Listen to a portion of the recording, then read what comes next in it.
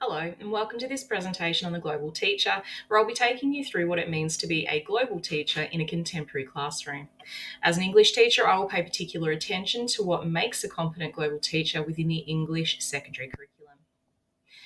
Before I begin today's presentation, I would like to acknowledge the lands of the Dja Dja Wurrung, where I live, work, study and play. I acknowledge and respect that these lands and waterways have been cared for by the Djara people for thousands of years. I pay my deep respects to elders past and present and to elders emerging through the young people today. I acknowledge that sovereignty was never ceded and that these were and will continue to be Aboriginal lands. So, what exactly is a global teacher? You may have heard this term used in your own schooling experience and education studies. However, for me, the term global teacher was unheard of until quite recently. My own schooling took place in the 80s with exposure to other cultures and perspectives through a culinary lens. On one day a year, stereotypical foreign dishes were served in an attempt to acknowledge that other cultures and other people thrived outside of rural Victoria. Douglas Bourne warns that a naive approach to teaching about other cultures ultimately does nothing to advance the awareness of social issues such as poverty and disempowerment. Thankfully, today the concept of a global teacher extends more deeply and is much more holistic and meaningful. My experience shows what a global teacher shouldn't do. Instead, a global teacher should encourage students to feel connected to their community and the wider world through providing them with ways to become informed about global issues, as well as incorporating multiple perspectives to empower students' drive for social justice. A global teacher is aware of who their students are and supports them to embrace their cultural identity and to find their place in the world. They promote world-mindedness and child-centeredness. And a competent global teacher champions a whole school approach to culturally responsive teaching and finds engaging and effective strategies for incorporating global teaching into every lesson, assessment, pedagogical approach, and classroom. Sapelsa and Maniz summarise what global competence looks like in a teacher by compiling the top 10 characteristics you can see here.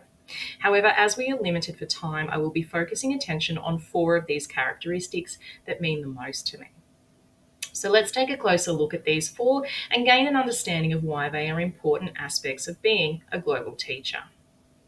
Understanding one's own cultural identity and its influence on personal dispositions and classroom practice. As I mentioned earlier, superficially engaging in complex ethical or cultural issues runs the danger of passively contributing to post-colonial systems of power. Understanding our own biases reduces the risk of permeating westernized ideologies when approaching global learning in our classrooms. Engaging students in learning about the world and exploring their place in it. Education is a valuable resource in a world becoming increasingly smaller every day. As such, schools must support students to develop global competencies such as intercultural awareness in order to become citizens ready to live and work in a global village. Using real-life global examples, materials and resources. With large thanks to the permeation of social media, students are acutely aware of the current issues and events impacting themselves and their world. Using current issues and examples equips students with the knowledge and skills to feel empowered to make a difference. And finally, advocating for global education and social responsibility. Through advocacy, teachers can help ensure global competencies extend beyond their own classrooms and into the school-wide community. This can be achieved through ongoing professional development and possible changes to policy to enable the transformation of teaching practice, curriculum, schools, and ultimately every one of their students.